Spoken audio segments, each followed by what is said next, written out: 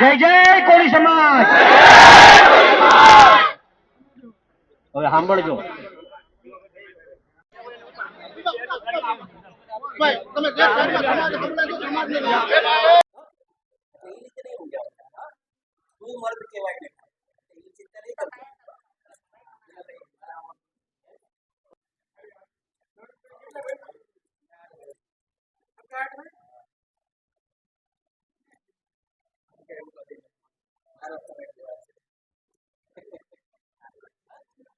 એ જ આશા સાથે માનું છું.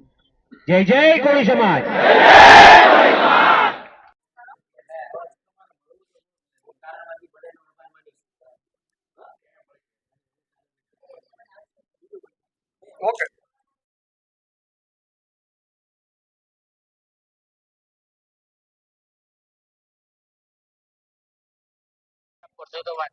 સીતારામ સીતારામભાઈ સીતારામ ન્યા મજબૂત રહેજો. તમારે હારે છે. હા ભાઈ. અને હું આ ઉદયપુર છું. હા હા. એટલે શંકર ભગવાન ના દર્શન કરી અને કાલ હું આવી જાય. હા ભાઈ એક વાત કહી દઉં સાંભળો ભાઈ. સોમવારે હોમ મિનિસ્ટર ને મળવાનું થાય છે. જ્યાં હોય ત્યાંથી સોમવારે તમારે પહોંચવાનું થાય છે. હું અહીંથી ધારાસભ્ય બધાને લઈને આવું છું ભાઈ. અને આને છોકરાને ન્યાય અપાવવાનું કામ આપણે કરવાનું છે ભાઈ. આ સમાજનો દીકરો છે ખોટો એ તમારે કરવાનું છે. મારા હારે આવવાનું છે તમારે.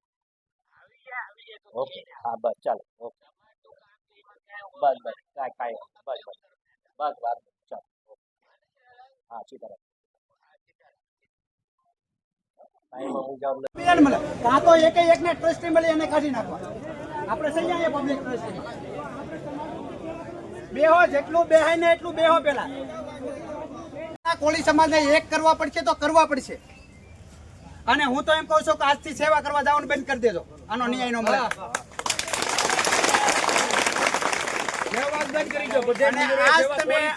આજ તાળી પાડો છો ને, આજ તાળી અત્યાર સુધી આપણે બધાની પાછળ તાળીઓ પાડવામાં જ છે. પાસે બેઠીને તાળીઓ જ પાડીએ છીએ.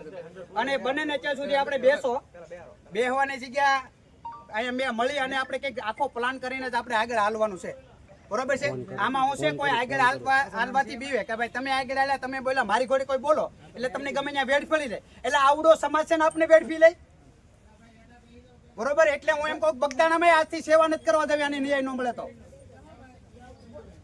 ઈ દાદા જે હતા ને એને મનજીભાઈ ને ગૌતમભાઈ અમારે રત્નેશ્વર ધામમાં સપ્તાહ હતી આવીને બોલ્યા અને પછી બીજો કોઈ મેનેજ બન્યો નથી.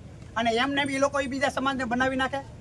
અને મને જ ખબર છે કે આ લડતા તમે બધા ભેગા થયા ને 5 દી પછી ઓલવાઈ જાય તો હું ભાઈ આપણો સમાજ આ ગુજરાતની અંદર ઓછો છે. એટલે આપણે બીજાની સહન શક્તિ જ કરવાની છે, બીજાની હાટું તાળીઓ જ પાડવાની છે. હું દરેકને કહું છું કે આજ સમાજને એક થવું પડે ને આજ છે ને કદાચ બધું જાતું કરી દેવું પડે કરવું પડે. આ સમાજ છે ને જેમને સીટ ઉપર બેહાડવો ને આ સમાજ બેહાડી શકે.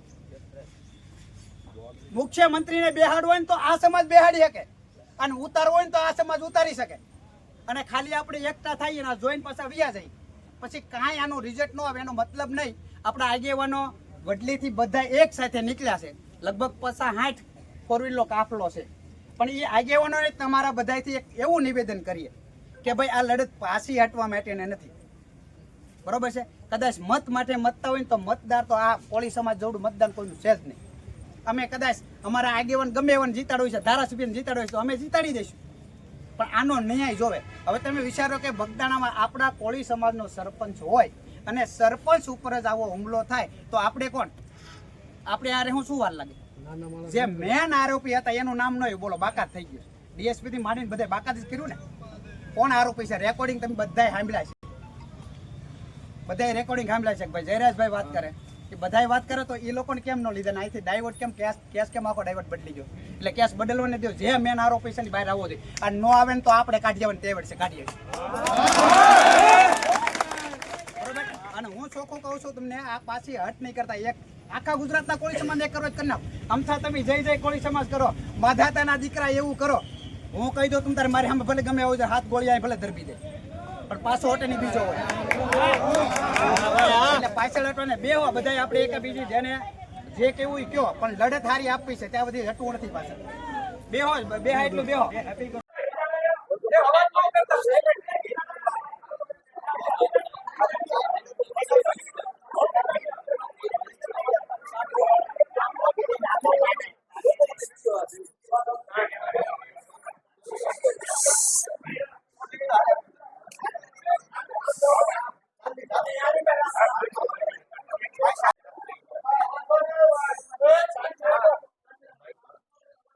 નવનીત શું સાચો શું બનાવશે એ કે બેટા આ છો બનાવો મેં ફોન કર્યો હતો માયાભાઈ મેનેજિંગ ટ્રસ્ટી તો એને મને આમી ક્લિપ બનાવીને આપી કે ભાઈ મેનેજિંગ ટ્રસ્ટી યોગેશભાઈ સાગર નથી. પછી એના છોકરાનો બીજા દિવસે મારા ફોન આવ્યો કે ભાઈ તું ક્યાં છો, તને મળવું છે. મેં કીધું હું બગદાણા છું. પછી રાજુ બોવડાનો એનો મારા ફોન આવ્યો કે માયાભાઈ પાસે માફી મગાવવાનો વિડીયો કેમ ઓલો કર્યો એનું મારી પાસે રેકોર્ડિંગ છે. માયાભાઈ છોકરાનો ફોન આવ્યો એનું મારી પાસે રેકોર્ડિંગ છે. પછી બીજા ગામના મારા મિત્ર છે એની ઉપર જયરાજનો ફોન આવ્યો માયાભાઈ દીકરાનો. તો એ બધું પ્રૂફ આપણી પાસે છે. બાકી બીજા કોઈ યારે મારે કોઈ જાતનો વાંધો જ નથી. બધું કરાવ્યું એને જ કરાવ્યું. એના બાપા મેં માફી મંગાવી. ડીવાયએસપી જે આ નિવેદન આપ્યું છે હા એમાં કેટલું તથ્ય છે